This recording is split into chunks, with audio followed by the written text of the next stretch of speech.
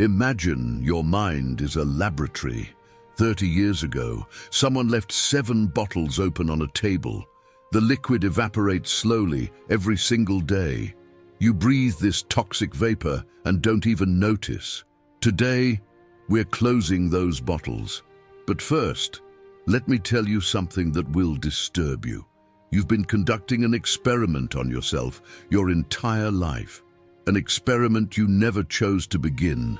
An experiment that's been slowly poisoning everything you could become.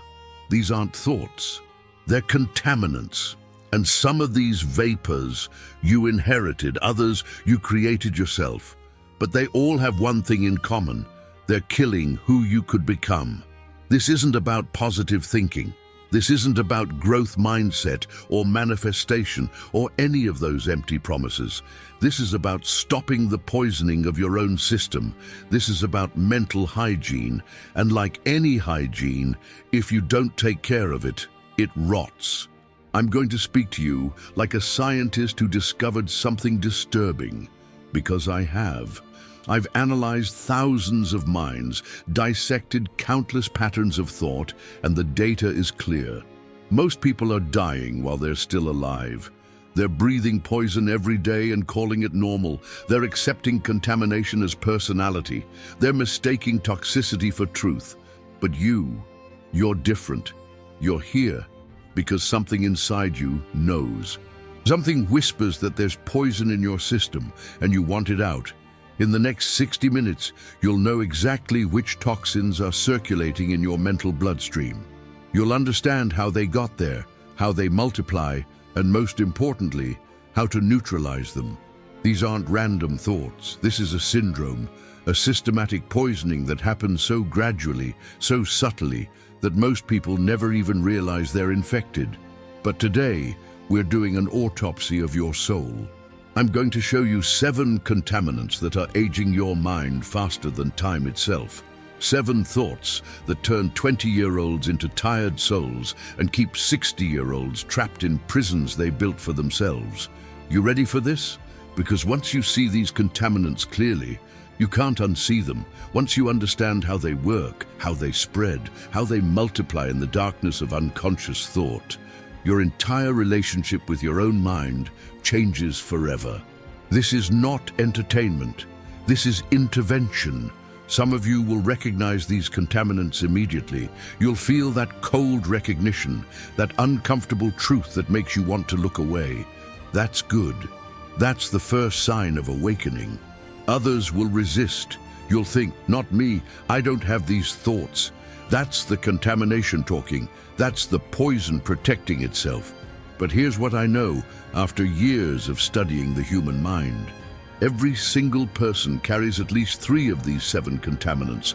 Most carry 5. The unlucky ones carry all 7. And they wonder why life feels so heavy. They wonder why dreams feel impossible. They wonder why they're exhausted before they even begin. The answer is simple. You're not lazy, you're not broken, you're not destined to struggle, you're poisoned. Your mind has become a toxic laboratory, and you've been breathing the fumes so long you think it's normal air. You've been drinking from contaminated wells so long you've forgotten what clean water tastes like. But today we begin the decontamination. I'm going to show you exactly how each poison works. I'll break down the anatomy of each toxic thought, trace its origins, map its effects, and then I'll give you the antidote.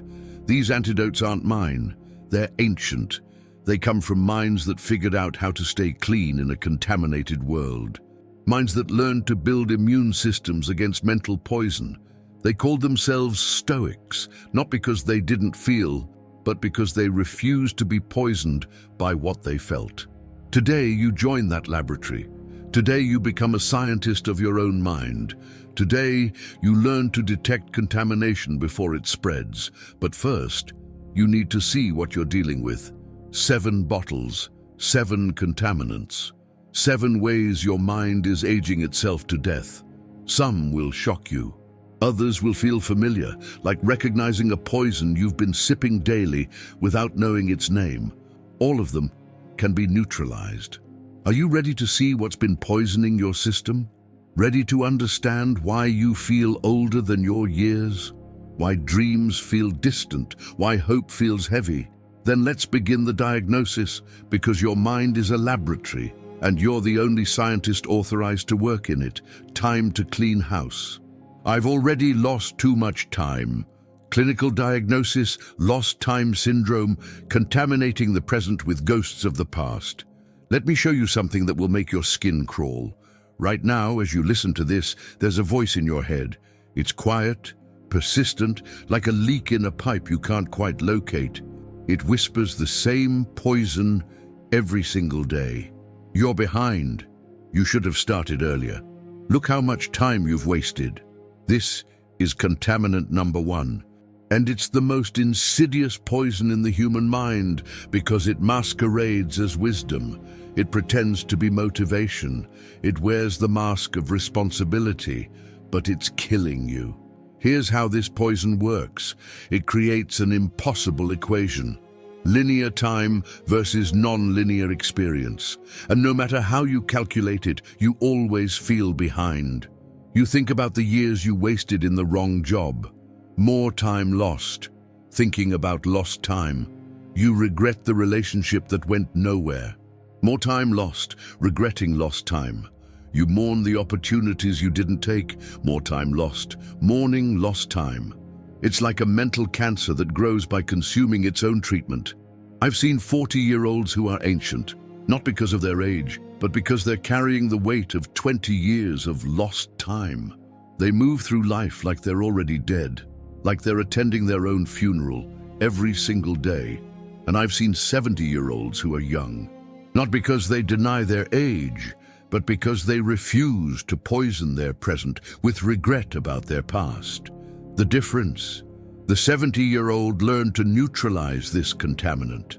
The 40-year-old is still drinking it daily. Let me tell you how this poison gets into your system. It usually starts early. A parent says, "You're wasting your potential." A teacher says, "You're behind the other kids." Society says, "You should have it figured out by now." And slowly, incrementally, you begin to believe that time is something you can lose instead of something you can only invest. The contamination spreads through comparison. You see someone younger who has more than you. You see someone your age who seems ahead of you. You see someone older who started earlier than you. But here's what you don't see. You don't see their struggles. You don't see their failures. You don't see the price they paid for their speed. You're comparing your behind the scenes with their highlight reel. You're comparing your rough draft with their final cut. You're comparing your beginning with their middle. And this comparison becomes contamination. The poison tells you that life is a race, that there are winners and losers, that there's some cosmic scoreboard keeping track of who's ahead and who's behind. But life isn't a race, it's a laboratory, and in a laboratory, there are no winners or losers. There are only experiments. Some work, some don't, some take longer, some happen faster, but every experiment teaches you something. The scientist who discovers the cure doesn't curse the years of failed experiments. Those weren't lost years. Those were necessary years, building blocks, foundation stones. But this contaminant makes you forget that truth. It makes you see your past as waste instead of wisdom. It makes you see your journey as delay instead of development. Here's the anatomy of this specific poison. It attacks 3 vital organs of your mental system. First, it attacks your self-worth. When you believe you've lost too much time, you begin to see yourself as someone who wastes time. And people who waste time don't deserve good things, don't deserve success, don't deserve love. This creates a secondary infection. You start making decisions from unworthiness. You choose less because you think you deserve less. You settle for scraps because you think you miss the feast. Second, it attacks your decision-making. When you believe time is running out, you make desperate choices. You choose the quick fix over the right fix. You choose speed over direction. You choose panic over patience. This leads to more mistakes, more regret, more lost time. The cycle deepens. Third, it attacks your presence. When you're obsessed with lost time, you can't be present in current time. You're always somewhere else, regretting the past or racing toward the future. And presence is where life happens. Presence is where love happens. Presence is where joy happens. Presence is where change happens. Without presence, you're not living your life. You're just managing your regrets and racing toward your fears. This contaminant is particularly toxic because it feels so rational, it feels so responsible, it feels like wisdom. But here's what makes this contamination truly insidious. It doesn't just poison your past, it infects your future. When you believe you've lost too much time, you begin to rush. You make desperate decisions. You choose the quick path over the right path. You prioritize speed over direction, and that creates more lost time.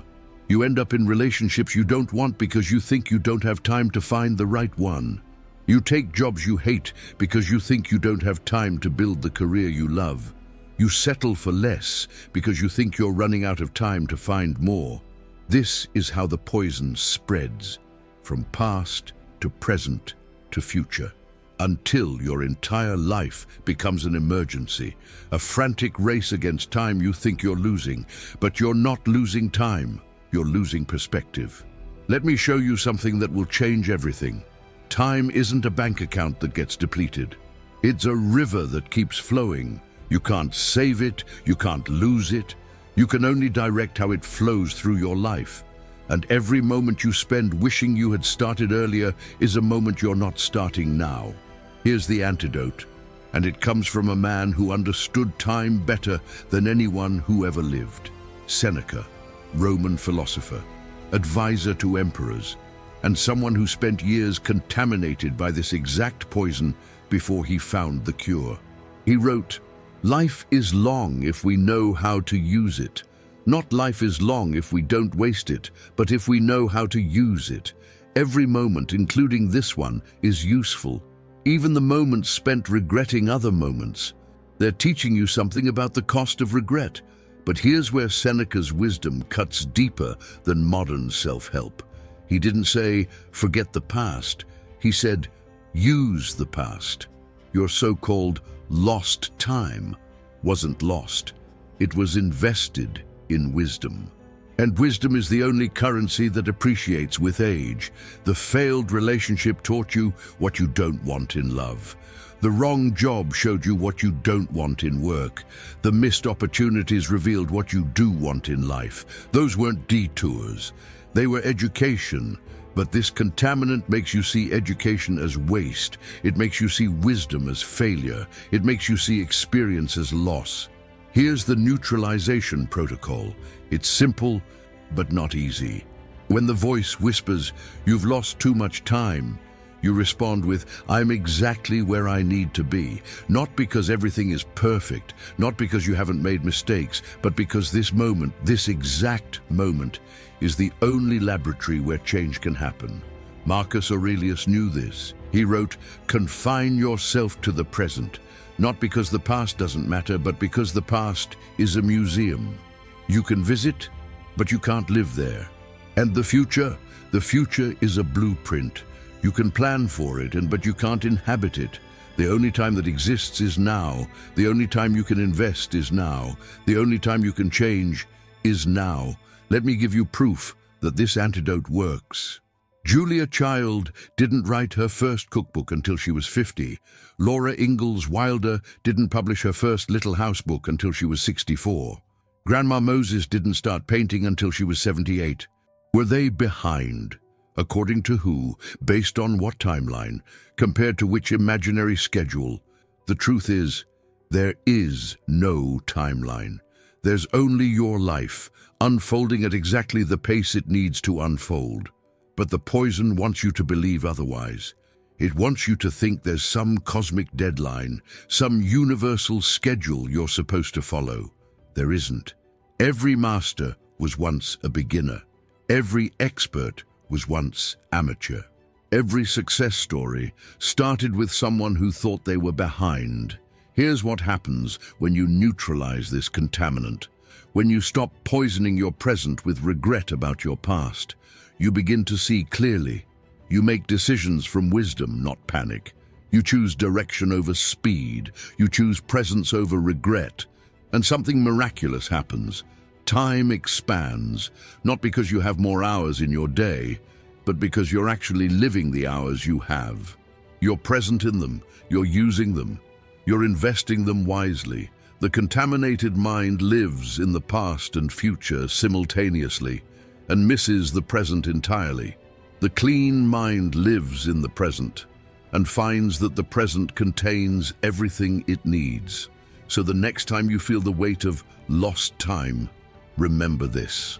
You're not behind. You're not late. You're not running out of time. You're right on time for your own life. This is your first neutralization, your first step toward a clean mind. But we're not done. There are 6 more contaminants poisoning your system, and the next one might be even more toxic than the first. Nothing I do is ever enough. Clinical diagnosis. Moving goal syndrome. The enough always changes location. You've neutralized the first contaminant. You've stopped poisoning your present with regret about your past. But now, something else whispers. It's quieter than the first voice, more sophisticated. It doesn't attack your past. It attacks your present. It doesn't question your time. It questions your worth. You could have done more. Others are doing better. This isn't good enough. This is contaminant number 2. And it's the poison that turns achievers into addicts, success into suffering, progress into prison. Here's how this toxin works. It creates a moving target. Every time you hit the goal moves. Every time you reach enough, enough becomes more. You get the promotion, but it's not the right level. You lose the weight, but it's not enough weight. You write the book, but it's not the right book. You find love, but it's not perfect love. The poison doesn't let you arrive. It doesn't let you rest. It doesn't let you celebrate, because the moment you feel satisfied, the poison whispers, but you could do more, and you believe it. I've seen people climb mountains and immediately start looking for higher peaks. I've seen people build empires and feel empty because they're not bigger empires. I've seen people save lives and focus on the lives they couldn't save. This isn't ambition. This isn't drive. This isn't excellence. This is contamination. Let me show you how this poison gets into your system. It usually starts with praise. Someone says, "You're so talented, you could do anything." Someone says, "You have so much potential." Someone says, "I expect great things from you." And slowly, incrementally, you begin to believe that your worth is determined by your output, that love is earned through achievement. That enough is always one more step away. The poison spreads through a culture of comparison. Social media shows you everyone's highlight reel. LinkedIn shows you everyone's promotions. Instagram shows you everyone's vacation photos. But you don't see the context. You don't see the cost.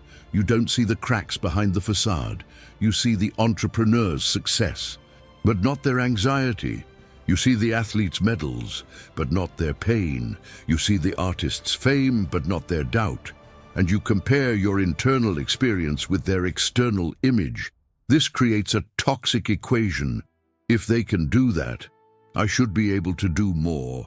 But here's what this contaminant does to your brain. It rewires your reward system. Normal brains celebrate accomplishment. They release dopamine when you achieve something. They create satisfaction when you complete a goal. But contaminated brains, they've been hijacked. The moment you accomplish something, instead of celebration, you get a new assignment from the poison. Good, now do this.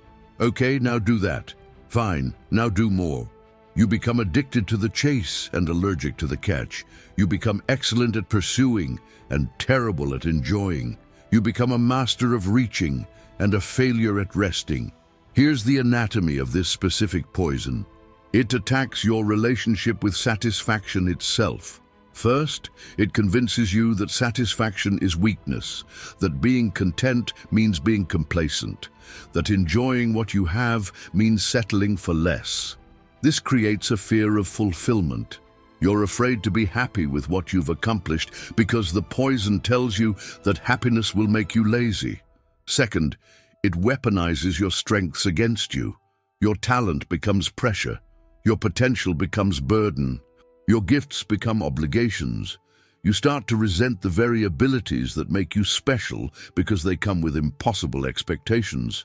Third, it creates phantom metrics, standards that exist nowhere except in your contaminated mind. I should be further along by now. Further along than what? According to whom? I should be doing more. More than what? Compared to when? This should be better. Better than what? Based on which standard? The poison creates measurements that have no basis in reality and then makes you feel like a failure for not meeting them.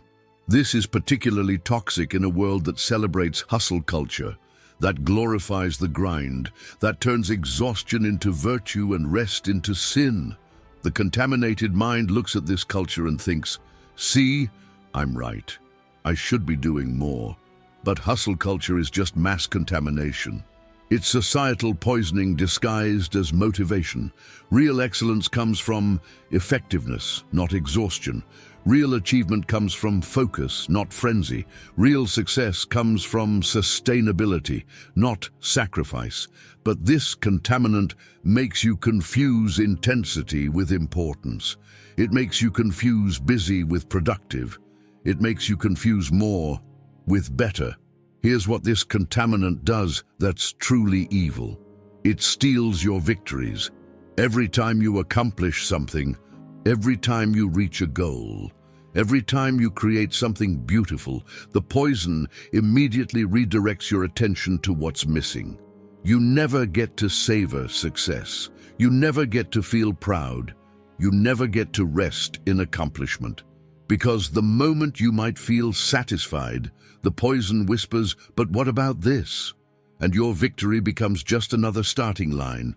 This is how high achievers become high sufferers. This is how talented people become tortured people.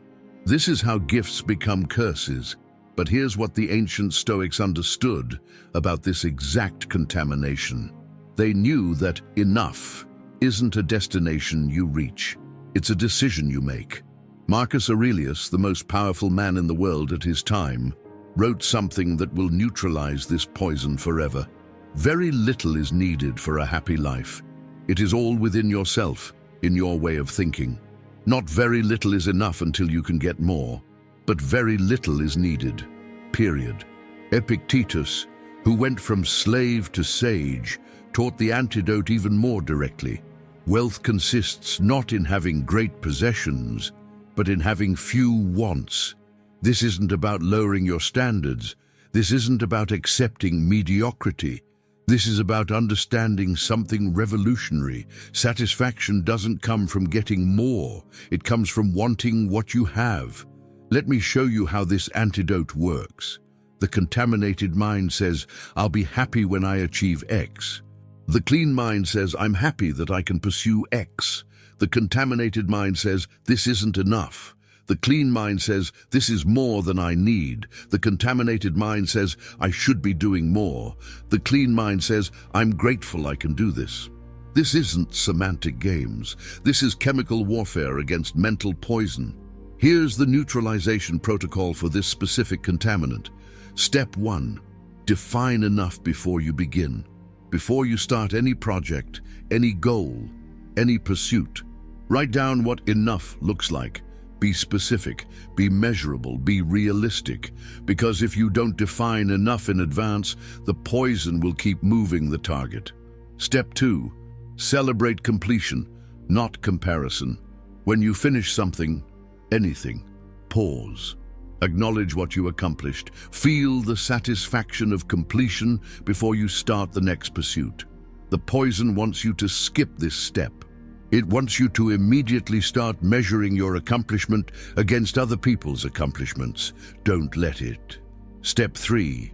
Practice gratitude for capability, not just achievement. Every day, acknowledge not just what you accomplished, but that you have the ability to accomplish anything at all.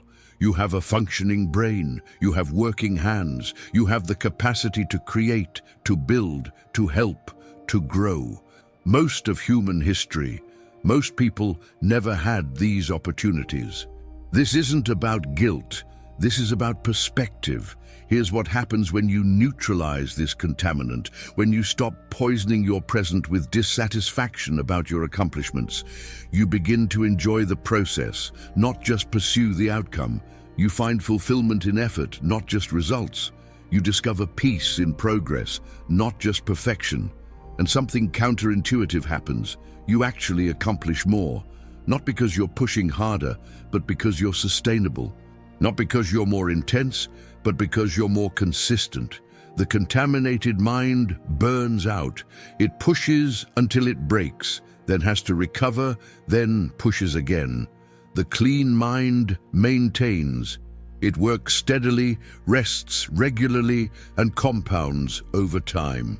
Let me give you proof that this antidote works. Warren Buffett, one of the most successful investors in history, still lives in the same house he bought in 1958. He could afford any house in the world, but he defined enough and stuck to it. Maya Angelou wrote every day, but only until she had filled a specific number of pages.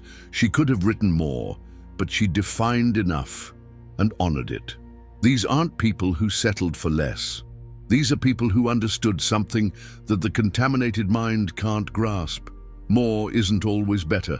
Sometimes more is just more. Excellence isn't about maximizing everything. It's about optimizing what matters. Here's the difference between contaminated achievement and clean achievement. Contaminated achievement asks, how can I do more? Clean achievement asks, how can I do better? Contaminated achievement measures quantity. Clean achievement measures quality. Contaminated achievement never ends. Clean achievement knows when to stop. When you neutralize this contaminant, you don't become lazy. You become intentional. You don't become complacent. You become grateful. You don't stop growing. You start enjoying. And enjoyment is the fuel that makes everything else sustainable. The poison wants you to believe that satisfaction will make you soft. But satisfaction makes you strong. It gives you energy for what matters. It helps you focus on quality over quantity. So the next time the voice whispers, "This isn't enough," pause, breathe. Ask yourself, enough for what, according to whom, based on which standard? And then remember, you get to decide what enough looks like. You get to define your own finish line. You get to choose satisfaction over the endless chase. This is your second neutralization, your second step toward a clean mind. But there's a third contaminant. And this one attacks something even deeper than your achievements. It attacks your strength itself. I should be stronger than this. Clinical diagnosis. Mythological strength syndrome. Comparison with fictional version of yourself. You've learned to neutralize time regret. You've learned to define your own enough. But now, there's a deeper poison, one that attacks the very core of what it means to be human. This contaminant doesn't question your time or your achievements. It questions your right to feel anything that isn't strength. I shouldn't let this bother me. I should be over this by now. I should be stronger than this. This is contaminant number 3, and it's the poison that turns sensitivity into shame, vulnerability into weakness, humanity into failure. Here's how this toxin works. It creates an impossible standard of emotional invincibility. It convinces you that feeling anything difficult makes you defective. You lose someone you love, and the poison whispers, strong people don't grieve this long. You feel anxious about a presentation, and the poison whispers, confident people don't get nervous. You cry during a movie, and the poison whispers, tough people don't cry over fiction. The contamination doesn't just judge your big emotions, It judges every human feeling that isn't made of stone. I've seen people apologize for crying. I've seen people feel guilty for feeling sad. I've seen people shame themselves for being afraid, as if emotions were character flaws, as if feelings were moral failures, as if being human was something to overcome. This isn't strength. This isn't resilience. This isn't emotional intelligence. This is emotional amputation. Let me show you how this poison gets into your system. It usually starts with well-meaning advice. Someone says, "Don't be so sensitive." Someone says, "Big boys don't cry." Someone says, "You need to toughen up."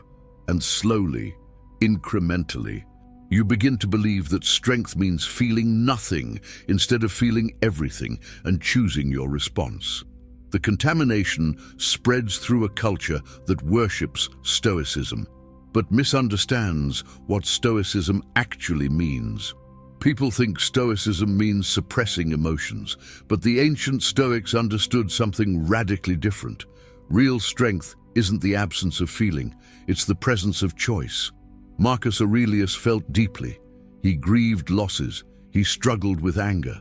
He experienced fear, but he didn't let feelings make his decisions for him. There's a difference between emotional suppression and emotional regulation. There's a difference between not feeling and not being controlled by feelings. This contaminant makes you confuse the two. Here's what happens in your brain when this poison takes hold. It creates a war between your human nature and your idealized self. Your human nature feels everything: fear, sadness, anger, joy, anxiety, excitement, the full spectrum of emotional experience. But your contaminated, idealized self says these feelings are weaknesses, problems to solve, flaws to fix. So you start fighting your own emotions. You start judging your own feelings. You start shaming yourself for being yourself. This creates internal violence. You become your own enemy. You attack yourself for experiencing the very thing that makes you alive. Here's the anatomy of this specific poison. It attacks three fundamental aspects of your humanity. First, it attacks your emotional intelligence. When you judge emotions as wrong, you stop learning from them. When you suppress feelings, you lose access to the information they provide. Fear tells you about danger. Sadness tells you about loss. Anger tells you about boundaries. Joy tells you about values. But when emotions become enemies, you lose this guidance system. Second, it attacks your relationships. When you can't accept your own emotions, you can't accept others' emotions either. You become impatient with people who cry. You judge people who struggle. You distance yourself from anyone whose feelings make you uncomfortable because they remind you of your own forbidden humanity. Third, it attacks your authenticity. When you're constantly performing strength instead of feeling your feelings, you lose touch with who you actually are. You become a character in your own life, playing the role of someone who doesn't feel while feeling everything underneath. This contaminant is particularly toxic because it feels so virtuous. It feels like self-improvement. It feels like growth. I'm working on being stronger. I'm trying not to be so emotional. I'm learning to control my feelings. But there's a difference between emotional regulation and emotional suppression. There's a difference between choosing your response and denying your reality. The contaminated mind can't tell the difference. Here's what this poison does to high achievers, sensitive people, and anyone who feels deeply. It turns your greatest strength, your capacity to feel, into your greatest shame. You start seeing sensitivity as a bug instead of a feature. You start seeing emotional depth as a problem instead of a gift. But here's what makes this contamination truly devastating. It doesn't just make you judge your emotions, it makes you fear them. You become afraid of sadness because sadness means weakness. You become afraid of fear because fear means cowardice. You become afraid of anger because anger means failure. And when you're afraid of your own emotions, you start making decisions to avoid feeling them. You don't take risks because you're afraid of disappointment. You don't get close to people because you're afraid of loss. You don't try new things because you're afraid of failure. The poison that was supposed to make you stronger actually makes you smaller. But here's what the ancient Stoics understood about real strength. Something that will neutralize this poison completely. Epictetus, who endured slavery and torture, who had every reason to suppress his emotions, taught something revolutionary. It's not what happens to you, but how you react to it that matters. Notice what he didn't say. He didn't say, don't feel. He didn't say, be strong. He didn't say, emotions are weakness. He said, it's about how you react. And reaction comes after feeling. You can't choose your response to something you won't acknowledge. You can't regulate emotions you won't experience. You can't be truly strong while fighting your own humanity. Here's the antidote to this contamination, and it's going to sound counterintuitive. Real strength isn't the absence of emotion. It's the integration of emotion. Let me show you what this looks like. Fake strength says, I don't get scared. Real strength says, I feel scared and I act anyway. Fake strength says, I don't cry. Real strength says, I cry when I need to and I keep going. Fake strength says, I don't get angry. Real strength says, I feel angry and I choose my response. This isn't semantic games. This is the difference between emotional suppression and emotional sovereignty. Here's the neutralization protocol for this specific contaminant. Step 1, name the emotion without judging it. When you feel something difficult, don't ask, why am I so weak? Ask, what am I feeling? Fear, sadness, anger, disappointment. Name it specifically. Give it recognition without giving it judgment. Step 2, feel it fully for 60 seconds. Set a timer. For 1 minute, let yourself feel whatever you're feeling completely. Don't fix it. Don't change it. Don't judge it. Just feel it. Most emotions, when fully felt, naturally complete their cycle in under a minute.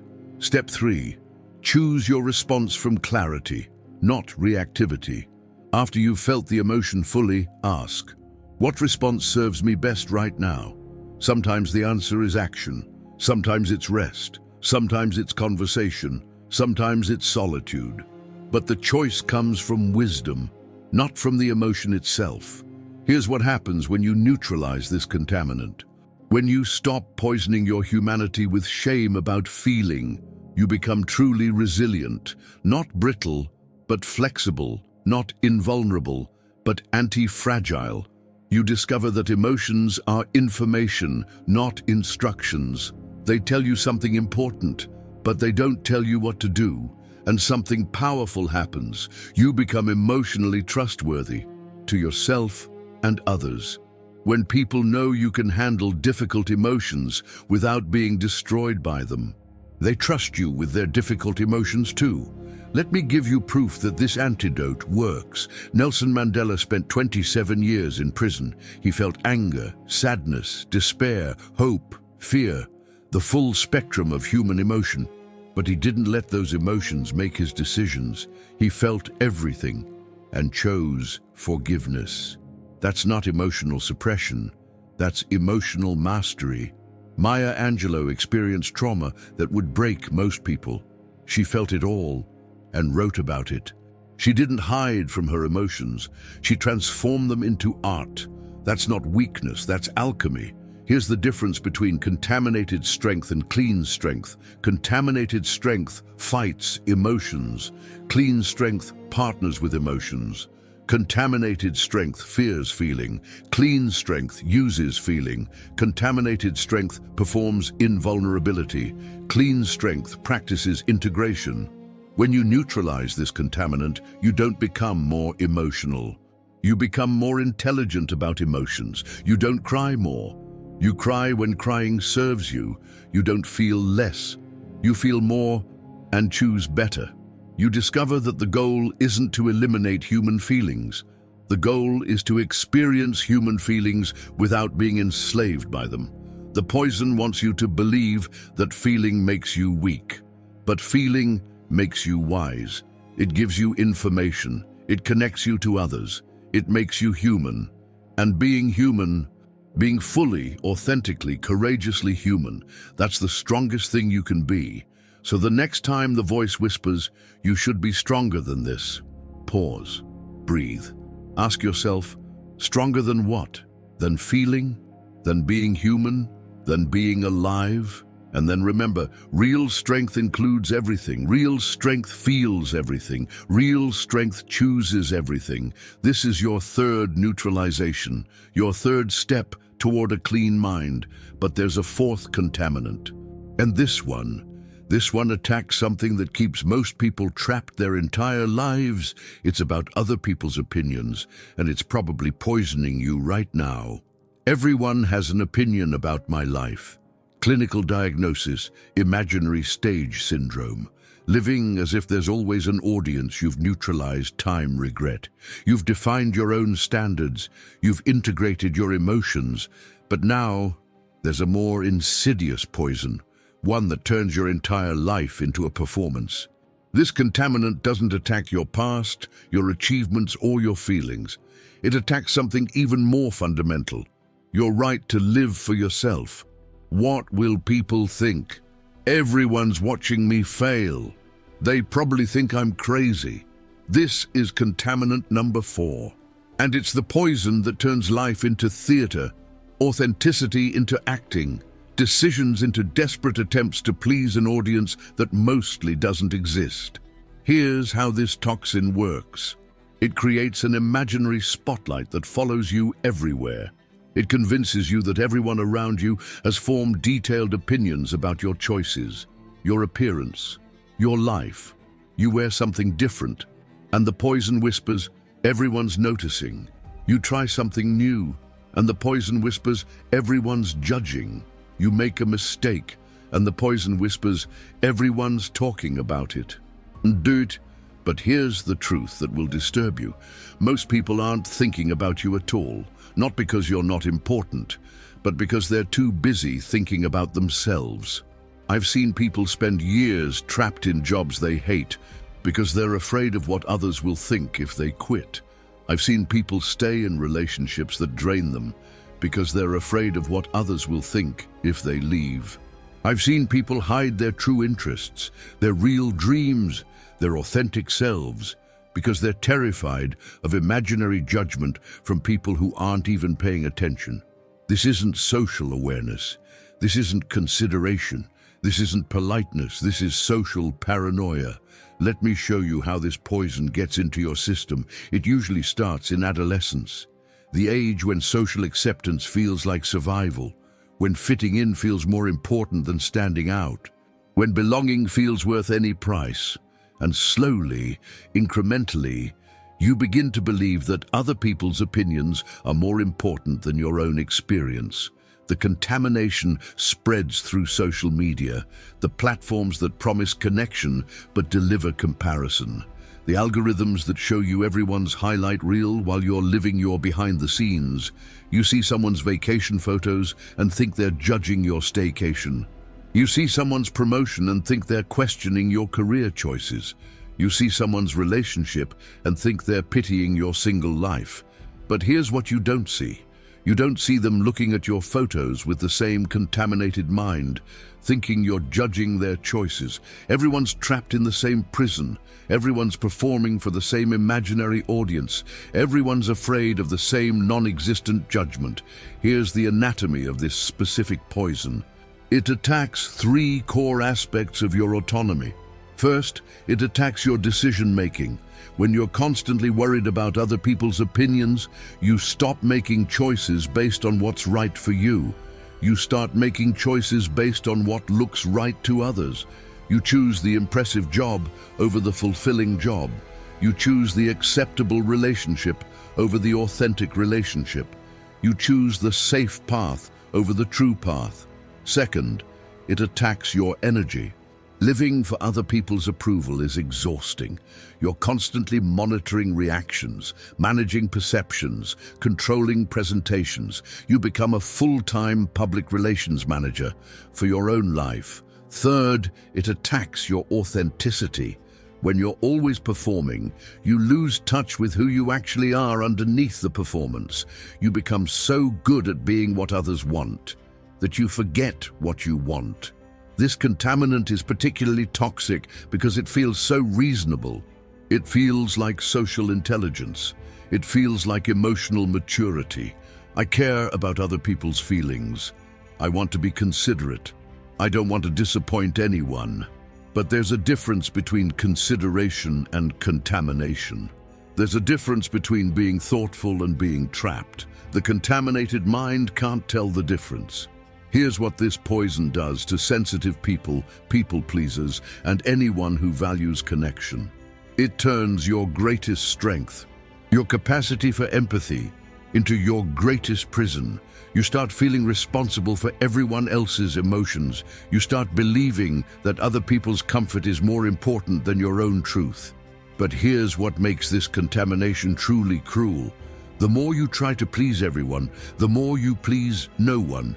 Because when you're constantly changing your performance based on your audience, you become forgettable. When you're always saying what people want to hear, you say nothing worth remembering. The poison convinces you that people-pleasing will make you more likable. But people-pleasing makes you invisible. People don't connect with your performance.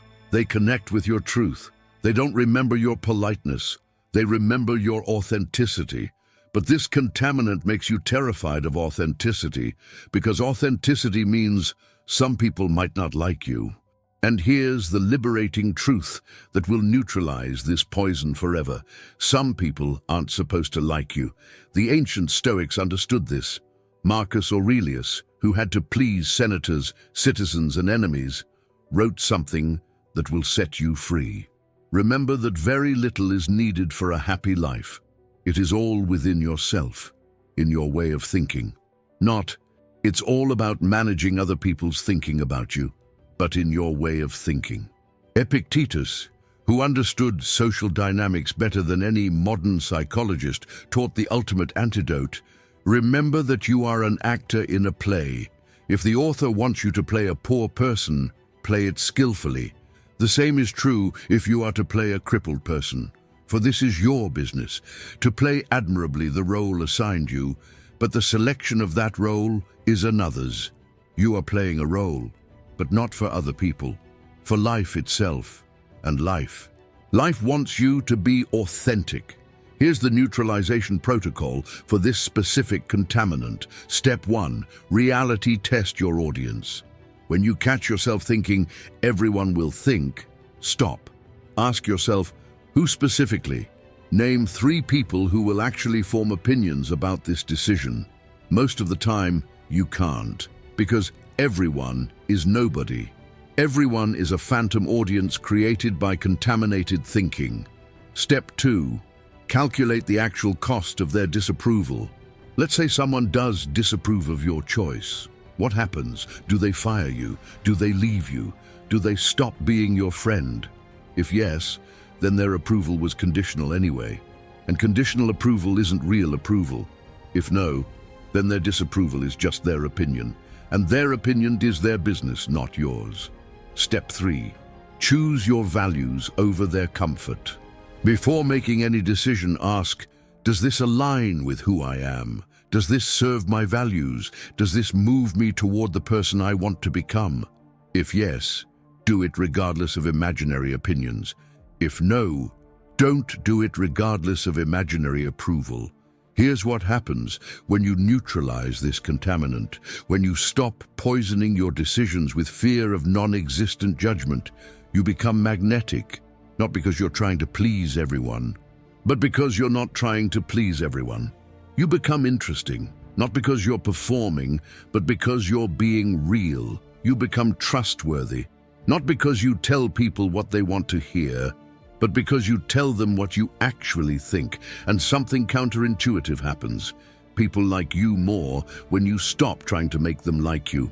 Let me give you proof that this antidote works. Steve Jobs didn't ask focus groups what they wanted.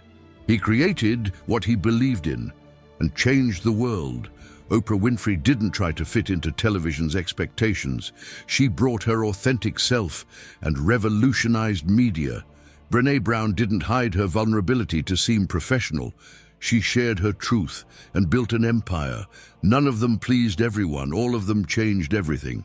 Here's the difference between contaminated social awareness and clean consideration. Contaminated social awareness asks, what will they think? Clean consideration asks, how can I be helpful? Contaminated social awareness fears disapproval. Clean consideration accepts disapproval. Contaminated social awareness performs for approval. Clean consideration acts from values. When you neutralize this contaminant, you don't become selfish. You become authentic. You don't stop caring about people. You stop being controlled by people. You discover that the goal isn't to avoid all criticism. The goal is to deserve the criticism you get. You learn that disappointing some people is the price of being real. And being real is the only way to find people who like you for who you actually are. The poison wants you to believe that everyone's watching, everyone's judging, everyone has opinions about your life. But here's the truth that will set you free. Most people are too busy worrying about their own imaginary audience to pay attention to yours. And the few people who do have opinions about your choices, they're either people who love you or people whose opinions don't matter. The people who love you want you to be happy, not perfect. The people whose opinions don't matter, their opinions don't matter. So the next time the voice whispers, what will people think? Pause, breathe. Ask yourself, which people? About what? And why should their opinion matter more than my own experience? And then remember, you're not performing for an audience. You're living for yourself.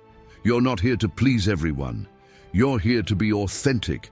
This is your fourth neutralization, your fourth step toward a clean mind. But there's a fifth contaminant. And this one might hit closer to home than any of the others.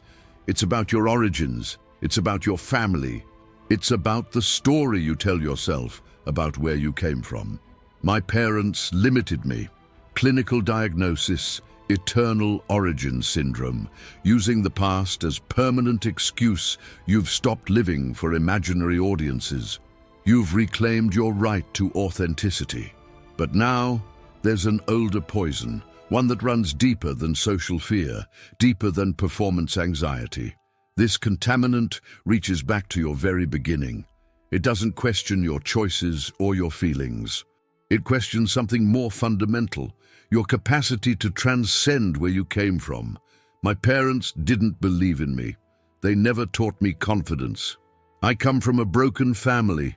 This is contaminant number 5. And it's the poison that turns your origin story into your final chapter, your childhood into your destiny, your past into your prison. Here's how this toxin works. It creates an equation of eternal causation. It convinces you that because something happened to you 20, 30, 40 years ago, you're still powerless today. Your parents were critical, so you'll never be confident. Your family was poor, so you'll never understand money. Your childhood was chaotic, so you'll never find peace. The poison doesn't just acknowledge influence, it declares permanence. I've seen 50-year-olds still blaming their parents for their problems. I've seen successful people who can't enjoy their success because they're still fighting battles from childhood. I've seen brilliant minds trapped in victim stories that ended decades ago. This isn't healing. This isn't processing trauma. This isn't understanding your psychology. This is contamination masquerading as insight. Let me show you how this poison gets into your system. It usually starts with real pain, real limitation, real dysfunction. The poison doesn't attach itself to fantasy, it attaches itself to truth. Your parents did make mistakes. Your childhood did have problems. Your family did create limitations. But then the poison whispers something that sounds like wisdom. This explains everything.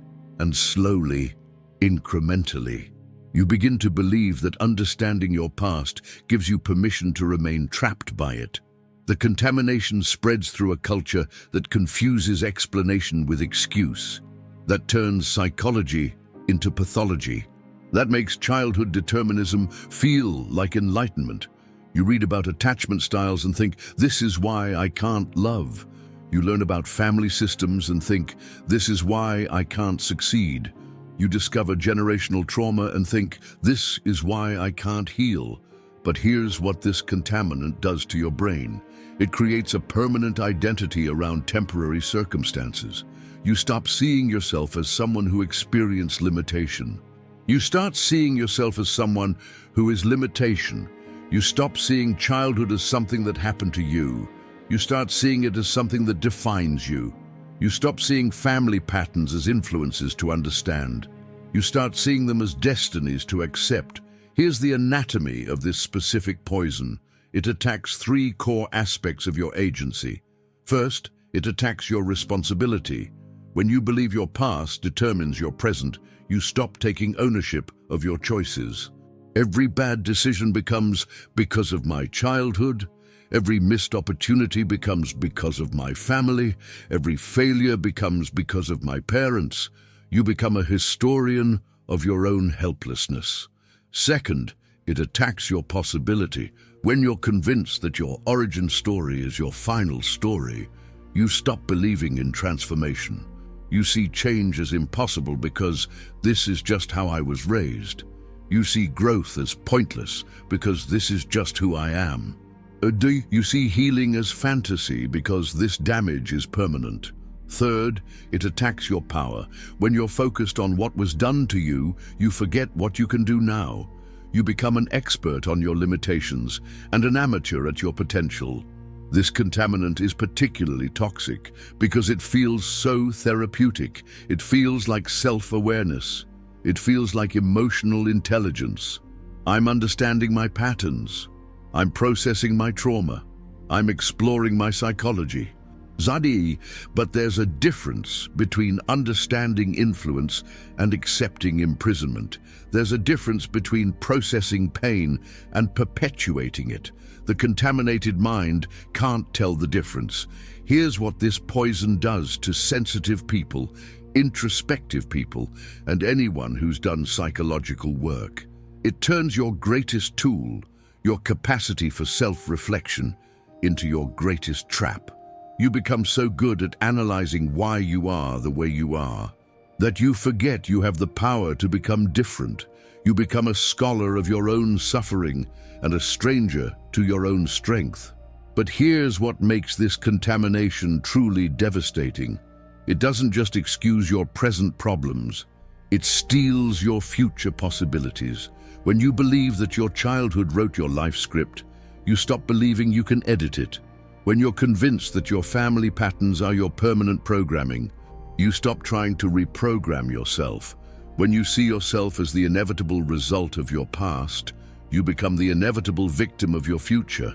The poison that was supposed to help you understand yourself actually helps you limit yourself. But here's what the ancient Stoics understood about this exact contamination, something that will neutralize this poison completely. Marcus Aurelius had one of the most dysfunctional families in history. His father died when he was young. His mother was manipulative. His adoptive father was controlling. His wife was unfaithful. His son was a narcissistic disaster who nearly destroyed the empire. But Marcus Aurelius wrote something that will set you free. You have power over your mind, not outside events. Realize this and you will find strength. Not understand your past and you will find explanation, but realize your power and you will find strength. Epictetus understood this even more deeply. He was born a slave. He was owned by other people. He had no choice about his childhood, his circumstances, his early limitations, but he taught the ultimate antidote to origin poisoning. You are not your past. You are the choices you make in this moment. This isn't denial. This isn't spiritual bypassing. This isn't ignoring the real impact of real trauma. This is radical responsibility. And radical responsibility is the only thing that can set you free. Here's the neutralization protocol for this specific contaminant.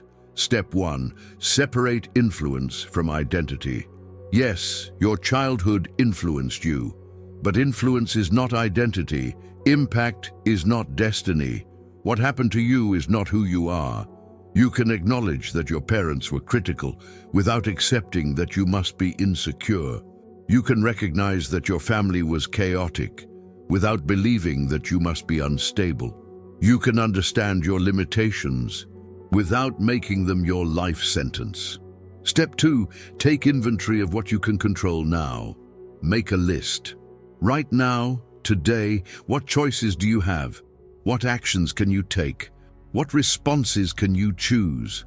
The contaminated mind focuses on what was done to you. The clean mind focuses on what you can do now. Step 3, practice radical ownership of your present. Every time you catch yourself saying, "I am this way because of my childhood," replace it with, "I am choosing this way because," not because the past doesn't matter, but because the present matters more. Here's what happens when you neutralize this contaminant. When you stop poisoning your present with determinism about your past, you become the author of your own story, not the victim of someone else's chapters, but the writer of your own plot. You discover that your origin story is just your first chapter, not your whole book. You realize that transcendence isn't about denying where you came from. It's about deciding where you're going. And something miraculous happens.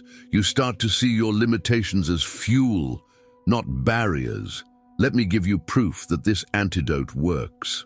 Oprah Winfrey was born into poverty, abuse, and dysfunction.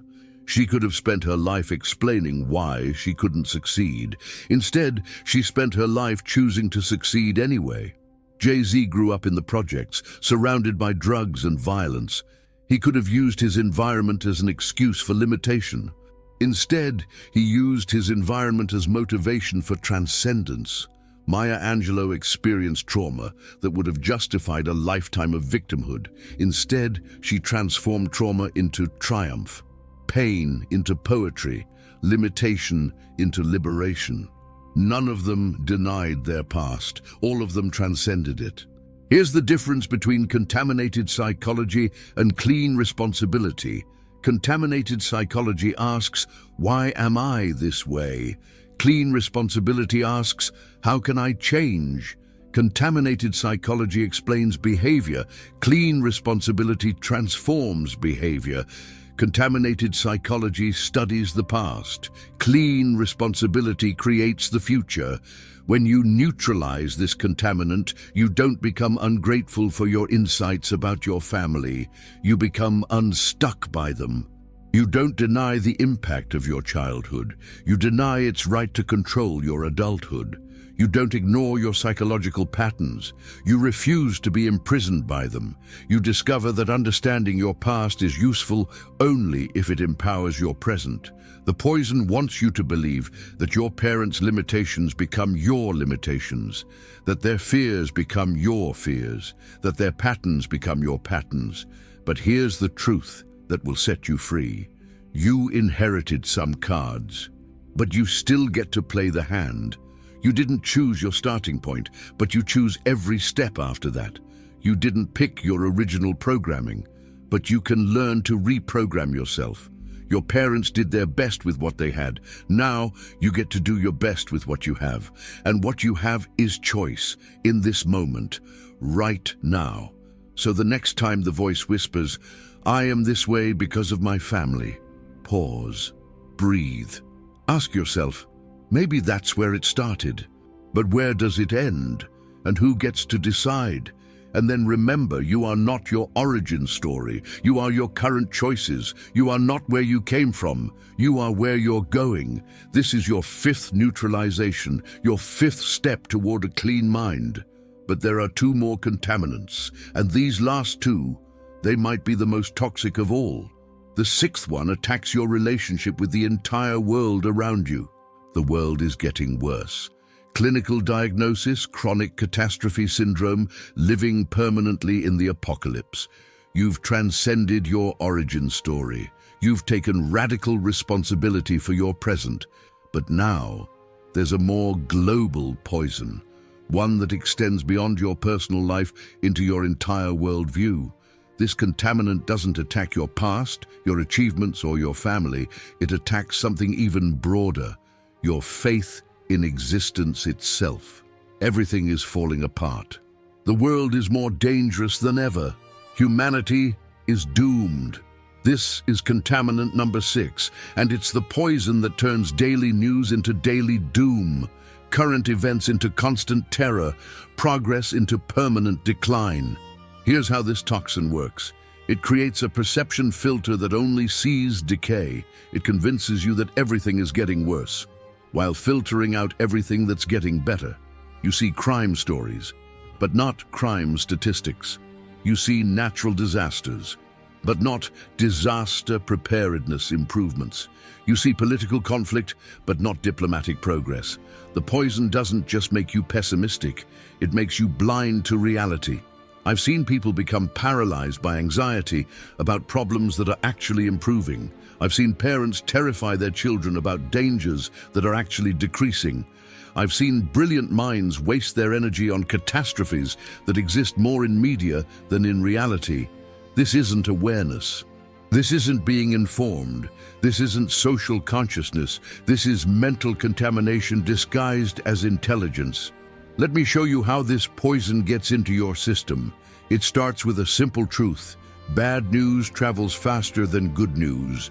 Disasters get more attention than progress. Problems get more clicks than solutions. Your brain, designed to detect threats for survival, becomes hijacked by information systems designed to capture attention for profit. And slowly, incrementally, you begin to believe that the volume of bad news reflects the reality of the world, instead of the economics of media. The contamination spreads through what psychologists call availability bias. The more you hear about something, the more common you think it is. You hear about plane crashes constantly, so you think flying is dangerous, but you never hear about the millions of safe flights. You hear about crime constantly, so you think violence is increasing. But you never hear about the millions of peaceful interactions. You hear about disasters constantly, so you think the world is ending. But you never hear about the millions of daily improvements. Here's what happens in your brain when this poison takes hold. It rewires your pattern recognition system. Instead of looking for opportunities, you scan for threats. Instead of noticing progress, you fixate on problems. Instead of seeing improvement, you expect deterioration. You become a catastrophe detector in a world that's actually getting safer, healthier, and more connected every year. Here's the anatomy of this specific poison. It attacks 3 core aspects of your mental health. First, it attacks your hope. When you believe everything is getting worse, you stop believing things can get better. When you're convinced the world is doomed, you stop investing in the future. You become a prophet of pessimism, preaching problems without offering solutions. Second, it attacks your agency. When you believe the world is spiraling out of control, you feel powerless to make any difference. When everything seems to be falling apart, your individual actions feel meaningless. You become a spectator of decline instead of a participant in progress. Third, it attacks your gratitude. When you're focused on everything that's wrong, you become blind to everything that's right. When you're obsessed with what's breaking, you can't see what's working. You lose appreciation for the miracle of being alive in the most prosperous, peaceful, healthy time in human history. This contaminant is particularly toxic because it feels so righteous. It feels like awareness. It feels like intelligence. I'm staying informed. I'm facing reality. I'm not naive about the world's problems. But there's a difference between being informed and being poisoned. There's a difference between awareness and obsession. The contaminated mind can't tell the difference between being informed and being infected. Here's what makes this contamination truly dangerous. It doesn't just poison your perception of the present, it sabotages your investment in the future. When you believe the world is ending, you stop building. When you're convinced everything is falling apart, you stop creating. When you think humanity is doomed, you stop contributing. The poison that was supposed to make you more aware actually makes you less effective. But here's what the ancient Stoics understood about this exact contamination. Something that will restore your sanity in an insane-seeming world. Marcus Aurelius lived through plagues, wars, famines, and political chaos. He had every reason to believe the world was ending. The Roman Empire was literally falling apart around him. But he wrote something that will neutralize this poison forever. Confine yourself to the present. Neither the future nor the past pains you, but only the present moment. Not because the future doesn't matter, but because catastrophizing about it serves no one. Seneca understood this even more practically. He taught the ultimate antidote to global pessimism. We suffer more in imagination than in reality. Most of the disasters you're worried about exist more in your mind than in your life. Here's the neutralization protocol for this specific contaminant. Step 1. Separate information from contamination. Ask yourself, is this information actionable? Can I do something about this problem?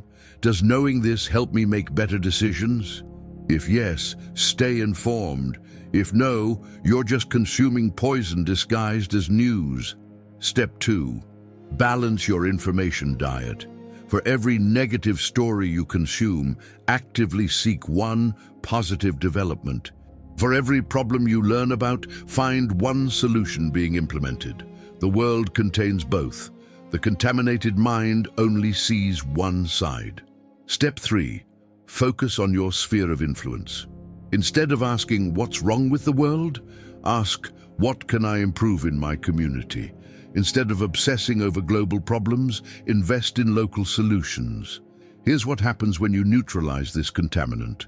When you stop poisoning your worldview with selective catastrophism, you begin to see reality clearly. Not just the problems, but the progress. Not just what's breaking, but what's working. You discover that while media shows you the worst of humanity, most humans are living the best of humanity. And something powerful happens. You start contributing to solutions instead of amplifying problems. Let me give you the antidote data that will restore your sanity. Extreme poverty has decreased by 80% in the last 50 years. Child mortality has dropped by 60%. Literacy rates have doubled. Life expectancy has increased globally. More people have access to clean water, education, and technology than ever in human history. Wars are less frequent and less deadly than in any previous century. Violence rates have declined dramatically. Democracy has spread to more countries. Human rights protections have expanded. These aren't opinions, these are facts. But facts don't get clicks, so you rarely hear them.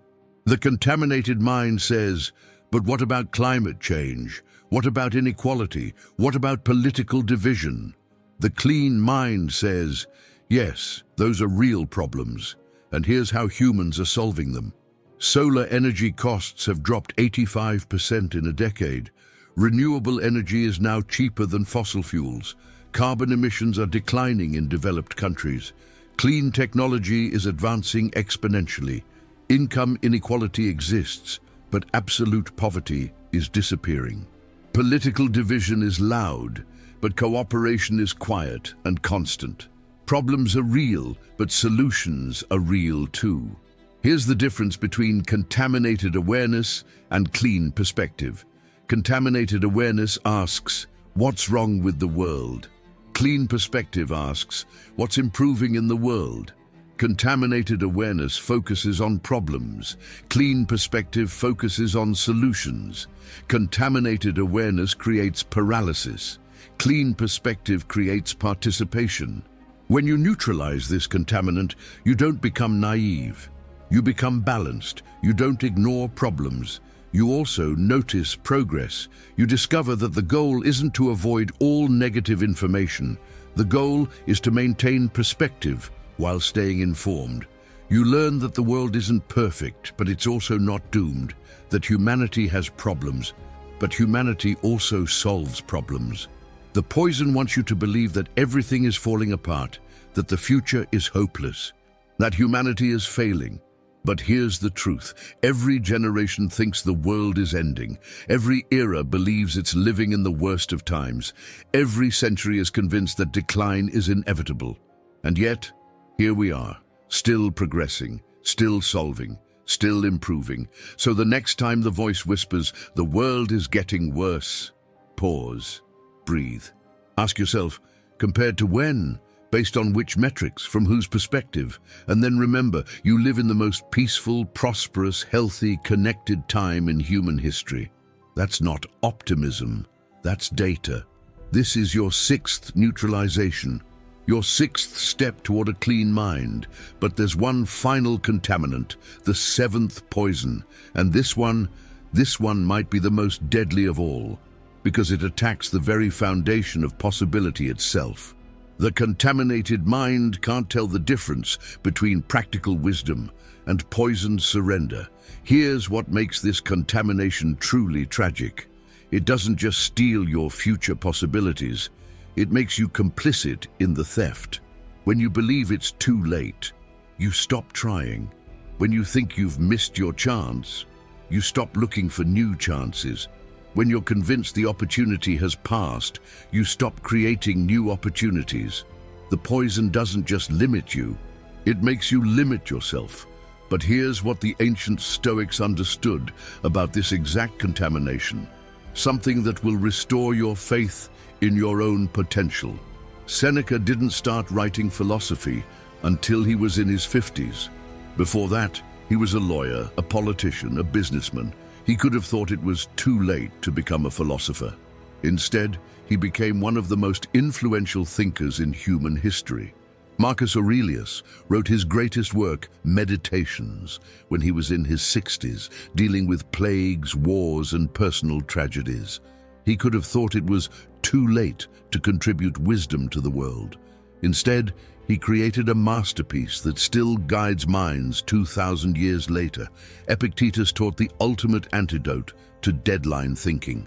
Every new beginning comes from some other beginning's end. Not some beginnings are too late, but every new beginning comes from something ending. Here's the neutralization protocol for this specific contaminant. Step 1. Question the source of your deadline.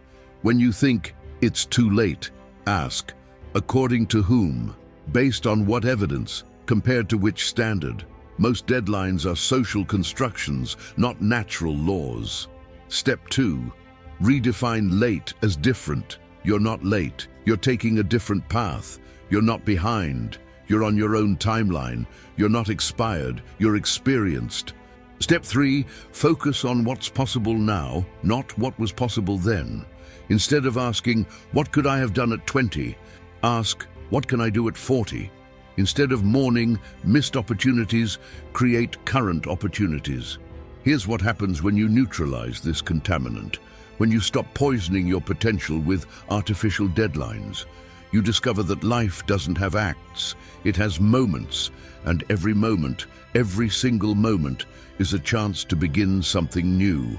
You realize that late is just another word for experienced, that older is just another word for wiser, that different timing is just another word for perfect timing. Let me give you proof that this antidote works. Laura Ingalls Wilder published her first Little House book at 64. Julia Child didn't write her cookbook until 50. Ray Kroc was 52 when he founded McDonald's.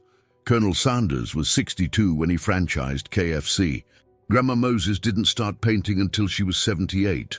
Frank McCourt didn't publish his first book until 66.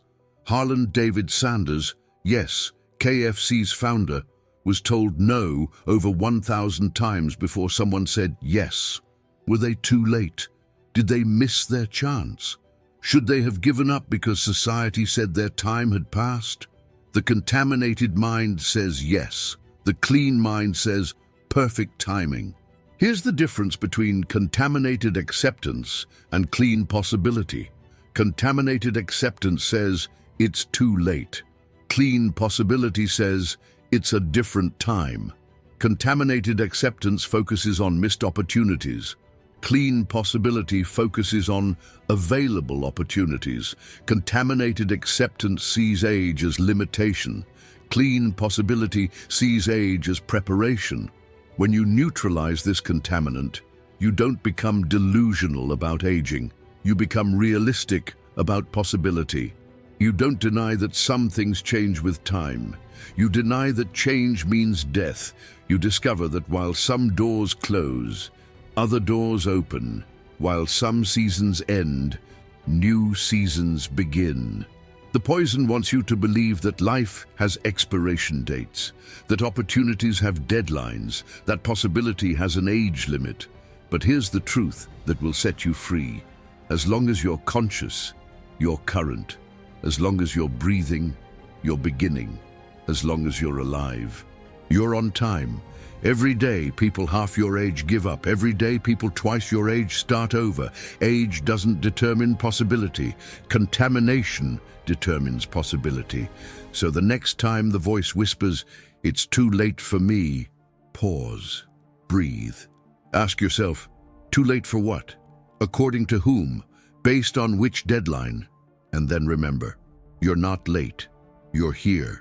You're not expired, you're experienced, you're not too old, you're exactly the right age for whatever comes next. This is your 7th neutralization, your final step toward a clean mind. You've identified all 7 contaminants. You've learned to neutralize each poison. You've cleaned every chamber of your mental laboratory, but knowledge without application is just entertainment. Understanding without action is just contamination in a different form. The question now isn't whether you can neutralize these toxins. The question is, will you? Your mental laboratory is now decontaminated. You've done something extraordinary. You've identified 7 poisons that most people drink daily without ever knowing their names. You've learned to neutralize time regret that steals your present.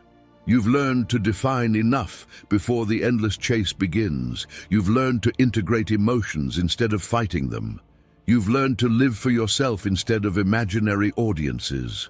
You've learned to transcend your origins instead of being trapped by them. You've learned to see progress instead of only problems. You've learned that it's never too late to begin again. But here's the truth about mental decontamination. It's not a one-time event. It's a daily practice. These 7 contaminants don't disappear forever. They're part of the human condition. They exist in the air you breathe, the media you consume, the conversations you have. The difference now is that you can detect them.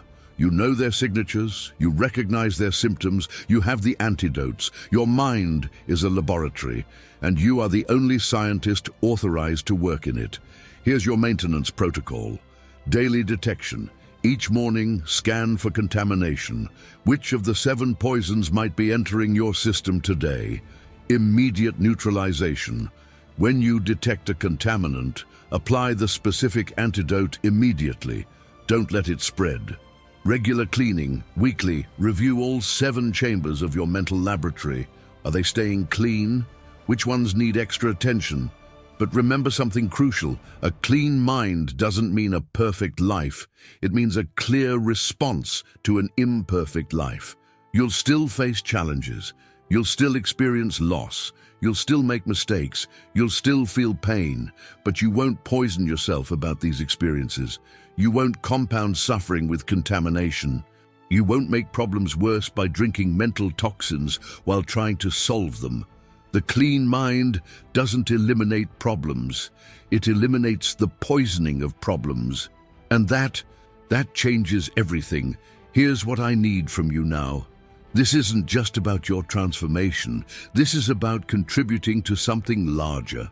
I'm conducting research on mental contamination patterns. I need data on which poisons are most common in different populations. Your mission? In the comments below, write only the number of the contaminant you recognized first. Don't explain, don't tell your story, just the number. 1. I've lost too much time. 2. Nothing I do is enough. 3. I should be stronger. 4. Everyone has opinions about my life. 5. My parents limited me. 6. The world is getting worse. 7. It's too late for me. This isn't engagement. This is scientific contribution. Your response becomes data that helps identify which mental toxins are most prevalent, which contaminations spread fastest, which populations are most susceptible.